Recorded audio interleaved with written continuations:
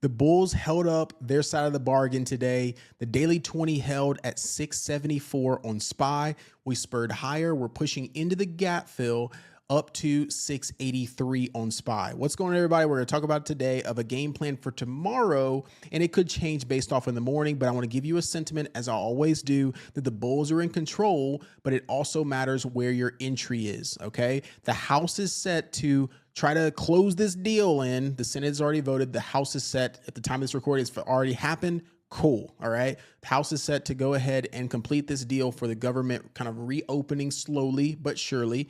And that is what the market is pricing in now. So I'm going to give you some levels on SPY, look at some key stocks that you should be watching, such as NVIDIA going into their earnings on the 19th. Right? Looking at some of the tech stocks such as Google that have been running, Amazon, things of that nature, Apple. We'll look at those very quickly. I'll get you up out of here. So thank you so much for the support on the channel. We're almost at 2,000 subscribers at the time of this video. If we're past that, thank you so much from the beginning for all the support. All right. Stick to the end. And if you want to join Leverage University, we do have a discount code for Black Friday, as well as our 2-day virtual event for beginners that you can join. All right. So here's SPY. All right. Here's SPY. And I want to zoom out on the daily time frame. And I want you to see this daily time frame we talked about as of yesterday, that key level that I said, what pivotal level can SPY hold? And that will tell us where we are headed next. All right. So SPY held right here. If we read the chart from right to left, we've got SPY right here at 674.50, 675. Right, it barely ticked in, didn't even get underneath it to trap anyone. It just said, whoop, right there, right? So 675 held, which is above that 674, which is above the tariff high right here. So that is bullish, okay? That is bullish, all right? Now, if you are a trader intra-week, intra-day, right, it's gonna be a different mindset versus someone that's like, hey, we're bullish, we're bullish, we're bullish, we're going back to all-time highs, because we've got to watch where our entries are. So if you're day trading options, right, today we actually made money and printed on puts, right? Just because we were so gapped up and overextended right at the open that we played the puts for the pullback, all right? So if you caught the dip here at 675 on SPY or whatever that might have been, maybe it's NVIDIA that you've been holding call options on, great, congratulations, all right?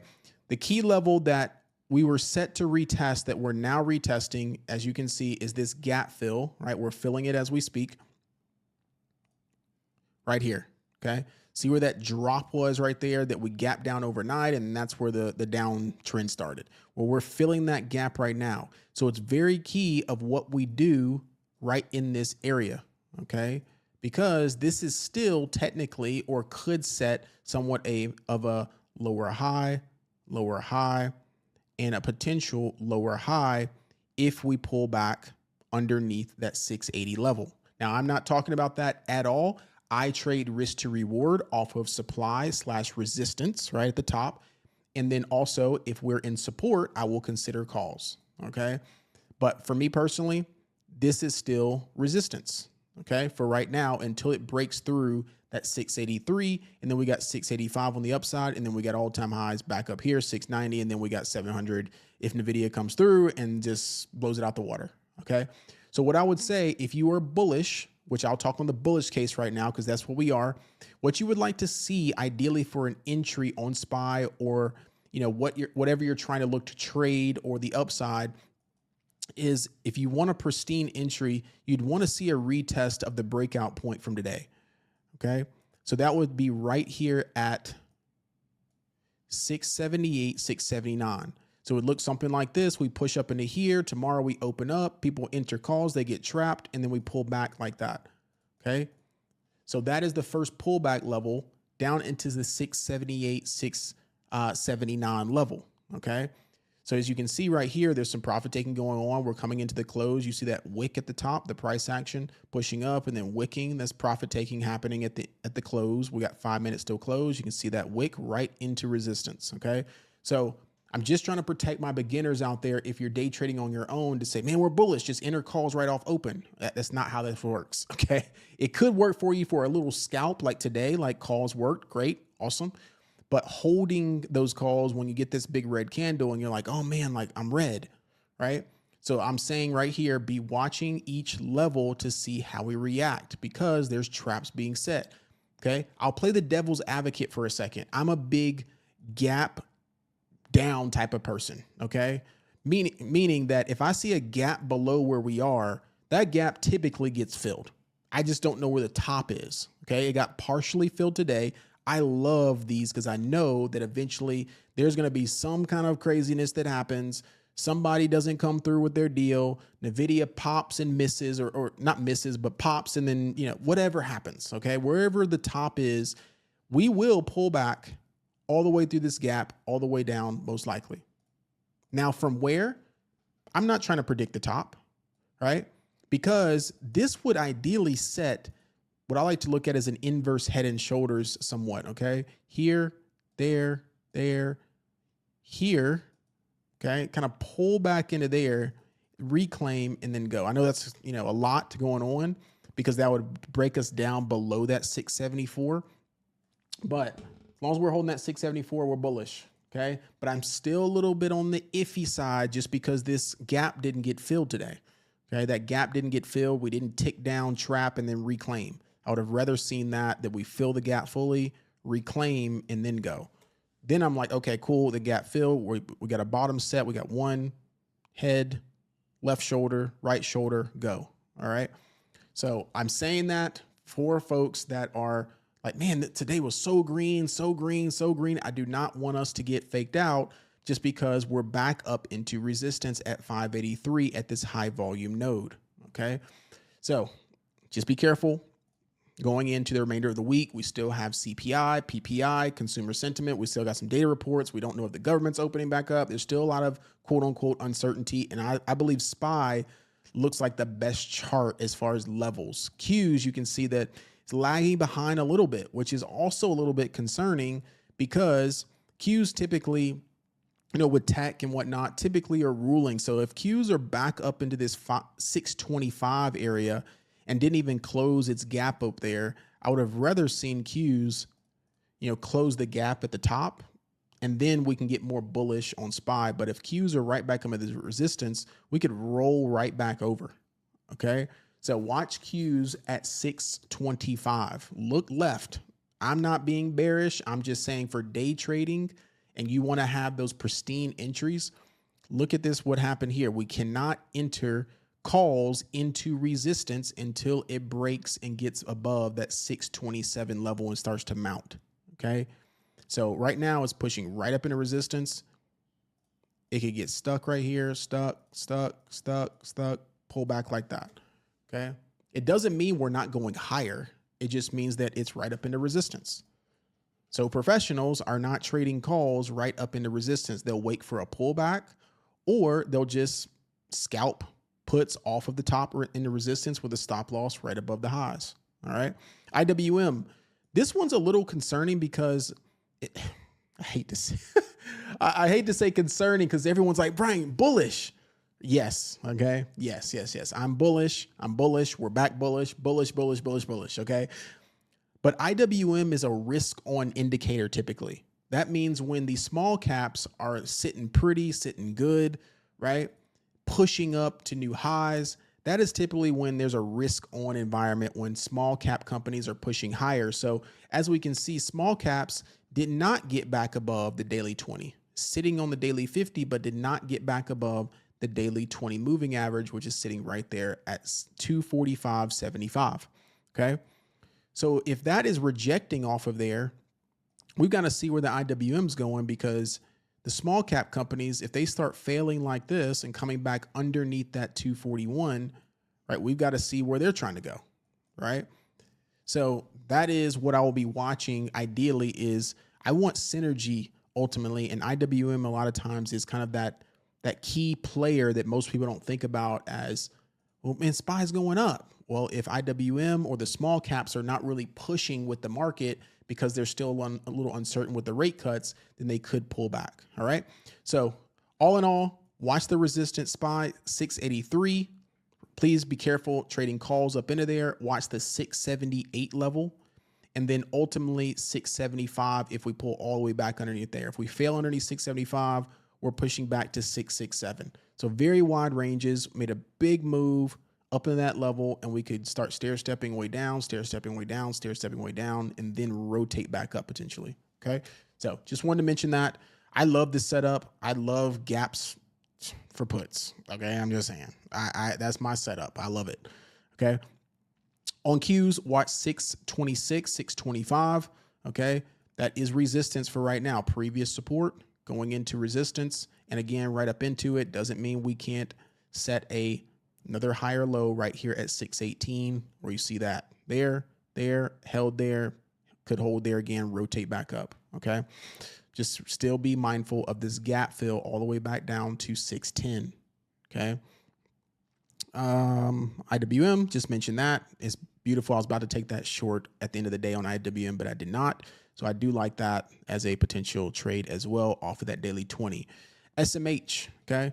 SMH, very interesting here, which is the semiconductor ETF. It is on this lower high, 1, 2, 3, and then another one kind of right here. So the semiconductors are still a little bit overextended in the short term, okay? In the short term. I'm talking to my traders that want to make money tomorrow, this week, whatnot, okay? I want this gap filled. I would ideally want this gap filled. That means that a person that gets bullish tomorrow that's late to the party, right, will have a pullback like that. And then you get NVIDIA pulling back off 200, which I'll go into next. And then A&D is pulling back and so on and so forth. So I was watching the price action throughout the day. And what I was seeing is that SPY and Qs were continuing to go up, but the remainder of the stocks other than NVIDIA were just kind of sitting in their resistance, right? Google just kind of sitting here towards close, right? Just sitting there and where? Right into resistance with a gap below, okay? Apple had a little bit of negative news with some iPhones, so just sitting here and getting rejected off of that top end 273 level. So another one that's kind of just sitting in resistance, in my opinion. Amazon got heavily rejected today at 250, okay, and pushed back up into it and just sat there while SPY and QQQ were pushing up. So again, Amazon 250, heavy sellers sitting there, and that could rotate back down into 244. Remember, that was our level that we were watching, 244, 243 to hold. Okay, so getting a little heavy here on Amazon at 250. Mark that zone with that big top wick there. I do not want to trade calls up in that 250 until it mounts back probably above 252, and then we can rotate it, and then we want to see SPY going higher and clearing its levels. Okay, Microsoft, nice recovery today off Microsoft. I'm wondering if it continues, or do we set a lower high at 510? Okay, again, I am not bearish. I'm just reading the chart. Okay, is this the bottom? Right, it could be. Or we could pop and retest the lows, set a higher low lower, retest those lows, not go any low, trap, and then rotate. Okay. So just be mindful of the lows. Now, a great dip buy if you have not got into Meta, METU, or Meta shares. If you are, wanting to do Meta longs as far as long dated call options, you're more than welcome to. But I'm just going to speak from a shares perspective and METU, which is affordable for pretty much anybody. Okay. METU buying at underneath $30, 25 to 30, start developing a position. It got down to 27. Could Meta come lower? Yes, that is a possibility. Okay. Let's see. NVIDIA back up into this interesting, again, kind of associated with SPY and Qs. Okay. NVIDIA, can it clear back above this 201.50? We have to watch that level because that was a heavy rejection zone that people thought right here NVIDIA was going to spur and squeeze this gap. So what I would love to see for NVIDIA, if the market just does not consume this information this week very well, we could pull back into this gap like this, and then that will give buyers another opportunity to grab up NVIDIA before earnings at 187 to 190. Okay, so please be mindful that NVIDIA at 201 to 201.50, even 200 can get a little bit heavy. Okay, can get a little bit heavy. I want to mark this whole zone right there. Okay, in the short term, ideally like tomorrow. Okay. Now, if the government shutdown comes in overnight and they give some positive news and we gap up again and we're up here, okay, then, right? We have cleared a level. So I want people to understand that trading is level to level. Long-term investing, buy your 5% pullback, right? Buy your extreme dips, put time on your contracts, buy shares, cool. All right. Palantir had a nice recovery today. It cleared back above the zone. I think if you were on our stock sermon Sundays, I marked this zone right here on Palantir. Okay. That consolidation zone, it is back out of it, back over 190. So as long as it holds above 190, Palantir can rotate back to the highs. Great dip buy at 170. Yeah, it held really nicely. Okay. So Palantir, can it stay out of this box or does it pull back in the box? We'll see.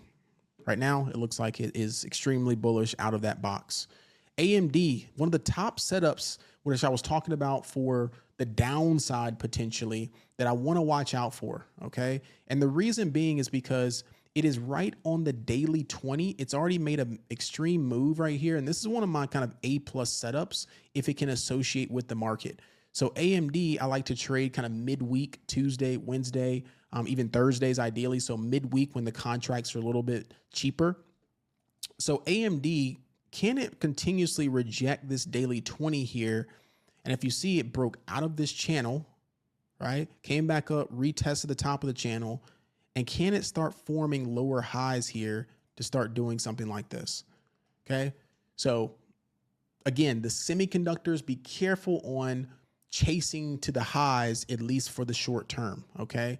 We want to find a true bottom on the semiconductors because they're running up into their earnings. Okay. They're running up into their earnings. And we want to see where they're going. In my opinion, NVIDIA is an outlier. Okay. Any pullback, people are going to buy NVIDIA. It's going to rotate back to the highs. Okay. So I'm talking about short-term day trading ideas. All right. AMD, you can see it's rotating off of that daily 20 back down. Can it gap fill all the way back down to 233? That's a possibility. So I want to watch that on AMD. Ideally, if it breaks back below this 240 level, okay, I like to enter a little bit closer to my stop loss so I can see that 248 right now is a resistance level for AMD. So heavy resistance level there at 248. And if I can get in potentially a little pop on it back into 248, or if I can see a failure underneath this 240, we got a gap fill all the way back down into the 233 level. Okay. So AMD, kind of a top watch there. It's a little bit on the other side of what people might think for this bullish nature right now, but just talking day in and day out. All right. MU, another one kind of overextended. So semiconductors, if I see any overextended semiconductors with gaps, I might look at those for a reversal back to the downside. Okay. Simply because of SMH right here. SMH right into the resistance at 360. If it associates with Qs and SPY pulling back, then I might want to look at that downside play. Okay. Back into this potential inverse head and shoulders. Again, I am not bearish. I'm just saying in the short term, we popped. Can we pull back one more time and then go?